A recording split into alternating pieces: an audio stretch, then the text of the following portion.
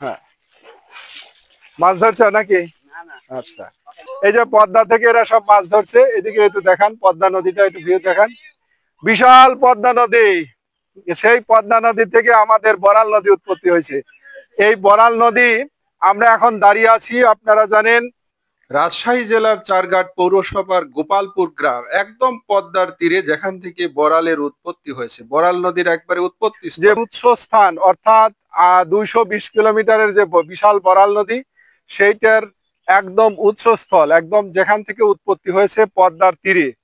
এই গোপাল, এই পাশে গোপালপুর, এই পাশে গুচ্ছগ্রাম, এই এই দুই গ্রামের মাঝ দিয়ে বিশাল যে বড়াল নদী চলে গেছে, সেই জায়গায় আপনাদেরকে নিয়ে আসছি। এই যে আমরা, এই যে পদ্মার পানি, বাইরে মাছ ধরছে, এটা পদ্মার পানি। এই পদ্মার পানি চলে গেছে, আপনাদের দেখাই, চলেন। এই যে, হ্যাঁ, আমাদের বড়াল নদী, এই যে এই পাশে আসে, একটু দেখাই। আমরা এই যে বড়াল নদী, এই নদীটা এই যে এখানে, এই এই এই পানি এই যে এখান থেকে উৎপত্তি হয়েছে, বিশাল বড়াল নদী। সেই বড়াল নদীকে দেখানোর জন্য আমরা মূলত এখানে নিয়ে আসছি। আমি বড়াল নদীর বর্ণনা দিব। সেই বড়াল নদী, এই যে এইটাই তো উৎস, একদম ঐতিহাসিক স্থান। এই যে আমার পায়ের কাছে কিন্তু পানি। আমরা একটু বর্ণনা দিই। আপনারা জানেন যে বড়াল নদী 220 কিলোমিটারের দীর্ঘ বড়াল নদী। এই 220 কিলোমিটার বড়াল নদী এতদিন আমরা জানেন যে মরা নদীতে পরিণত হয়ে গিয়েছিল। চাটমোহরে গিয়ে, পাবনা জেলায় চাটমোহরে গিয়ে, ওখানে নদীর উপর আড়াআড়ি বাঁধ দিয়ে কয়েকটা পুকুর তৈরি করা হয়েছিল। এর আগে 20 কিলোমিটার মরা নদীতে পরিণত হয়েছে। এখান থেকে যে আমরা স্লুইস গেট দেখালাম আপনাদেরকে, এই যে আপনার চারঘাট স্লুইস গেটের পাশেই কিন্তু আমরা এখন সেই স্লুইস গেটের পাশে 1 কিলোমিটার আমরা ভাটিতে চলে আসছি, পদ্মার তীরে, একদম পদ্মার তীরে, যেখান থেকে এই বড়াল উৎপত্তি হয়েছে, সেই জায়গা আপনাদেরকে নিয়ে আসছি। এই পদ্মা নদী থেকে উৎপত্তি হয়ে বড়াল এই দিক দিয়ে চারঘাট হয়ে, আপনারা জানেন এখান থেকে 47 কিলোমিটার যাওয়ার পর আটঘড়ি নামক একটা স্লুইস গেট আছে। ওখান থেকে নন্দকুজার সাথে, ওই স্লুইস গেট দিয়ে এই পানি নন্দকুজার সাথে মিলিত করে দেওয়া হয়েছে। আবার আমাদের নাটোর জেলা, সেই গুরুদাসপুর থানায়, ওখানে কাছিকাটা বন্দরে এসে আত্রাই নদীর সাথে মিলিত হয়েছে।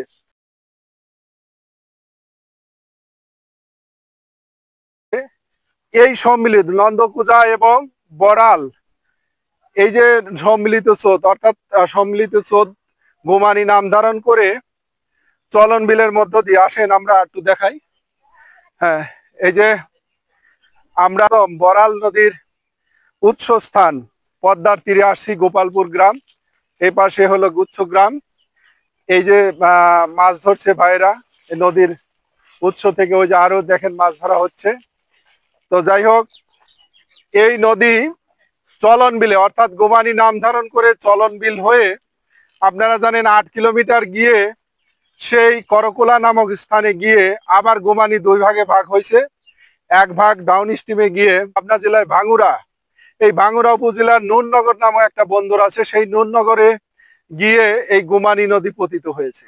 এই এই পানি কিন্তু বড়াল পাচ্ছে, বড়ালের পানি সেই আপনার নন্দকুজা হয়ে, গোমানি হয়ে আবার বড়ালে আসছে, অর্থাৎ ঘুরে ফিরে পানি পাচ্ছে। আমরা নদীকর্মীরা এই ঘুরে ফিরে পানি চাচ্ছি না, আমরা চাচ্ছি সরাসরি 220 কিলোমিটারের বড়াল, এটা খুলে দেওয়া হোক, বড়ালকে তার প্রবাহ স্রোতস্বিনী, অর্থাৎ স্রোতস্বিনী করে দেওয়া হোক। একই বড়াল চাই। ওখান থেকে আবার দেখেন করকোলা থেকে আপনার সেই সোনাহারা ফরিদপুরে গিয়ে আবার বড়ালের সাথে মিলিত হয়েছে এই বড়াল, অর্থাৎ গোমানি মিলিত হয়ে ওখান থেকে আবার কিছু পানি বড়ালকে দিচ্ছে। এভাবে বড়ালের পানি আবার বড়ালে আসছে। আমরা এই ধরনের এই পেচুক নদী চাই না, আমরা সরাসরি সুন্দর একটা স্রোতস্বিনী নদী চাই। আর সেই নদীর পানি বড়াল গিয়ে আবার হুরাসাগরে ঢেলে দিচ্ছে, হুরাসাগর থেকে আবার যমুনায় চলে যাচ্ছে পানি। আমরা এই বিশাল ইতিহাস আপনাদের সামনে তুলে ধরছি এ কারণেই যে এই নদী, যে এখানে যে স্রোতস্বিনী প্রবাহিনী থাকার কথা, এত সুন্দর পানি যাচ্ছে এই নদী দিয়ে, স্রোত যাচ্ছে, এইটার ইতিহাস কিন্তু আপনারা জানেন যে অত্যন্ত মারাত্মক ইতিহাস। আজ থেকে 30 বছর কিন্তু এই আগে থেকে, এই স্লুইস গেট হওয়ার পর এই ধরনের পানি কিন্তু ছাড়া হয়নি। আমাদের পরিবেশ বন উপদেষ্টা সৈয়দা রেজওয়ানা হাসান উনি গত মাসে আসছিলেন এই ব্রিজ সারঘাট স্লুইস গেট ওপেন করে দেওয়ার জন্য।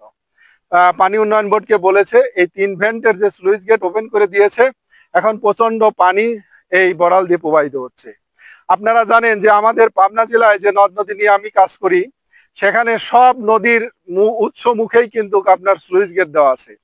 এই স্লুইস গেট দেওয়া খোলা হয় না, পানি উন্নয়ন বোর্ড কখনোই স্লুইস গেট গুলো খুলে দেয় না। আমরা চাচ্ছি এই স্লুইস গেট গুলো খুলে দেওয়া হোক এবং সেই সাথে এরকম স্রোতস্বিনী একটি নদী দেখতে চাই, স্রোতস্বিনী প্রবাহিনী নদী দেখতে চাই। আমরা ঐতিহাসিক স্থান এই জায়গা দেখাতে পেরে 1 মিনিট টিভি পরিবারের পক্ষ থেকে কৃতজ্ঞতা সবাইকে। আমাদের সাথে থাকবেন। আসসালামু আলাইকুম রহমতুল্লাহ।